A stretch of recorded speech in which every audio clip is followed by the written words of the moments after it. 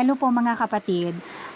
Sinasabi dito sa Spirit of Prophecies from eternity past na yung mga tunay na tagapagturo ng Panginoong Hesus, yung mga tunay niyang mga messengers po mga kapatid, hindi lang po pagmamahal ang maririnig galing sa kanila or ang kanilang sinasabi.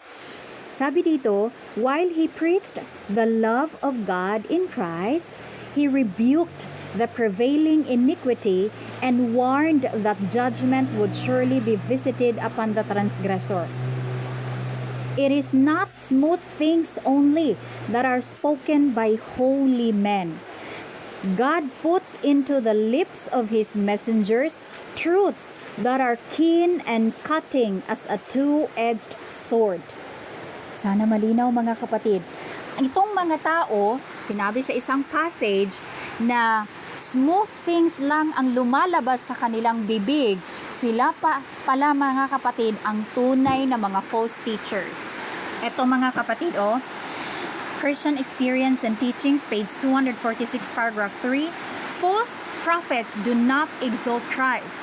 They rather draw attention to themselves. Speaking perverse things, they draw away disciples up after themselves. Acts 20 verse 30. To accomplish this, they teach in a manner to please the carnal mind of those who in their hearts say to the seers, see not, and to the prophets, prophesy not unto us right things, speak unto us smooth things. Naku po. These alleged prophets or teachers are of the world. Therefore, speak they of the world, and the world heareth them. So, isa sa palatandaan mga kapatid, smooth things lang ang kanilang mga tinuturo ang maririnig sa kanila.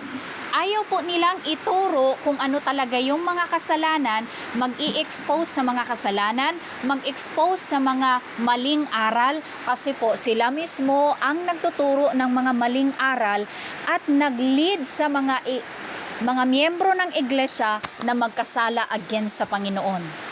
Ito po talaga ang palatandaan ng mga false prophets, mga false teachers, mga kapatid. They are teaching fables, pleasing fables, mga kapatid. Ang dami na po natin nababasa. Kung papakinggan lang po talaga ninyo yung mga nai-upload ko na po mga kapatid, doon po ninyo makikilala sino talaga ang mga false shepherds, false teachers sa loob ng Seventh-day Adventist Church. Sana po mabuksan ang ating mga puso at isipan.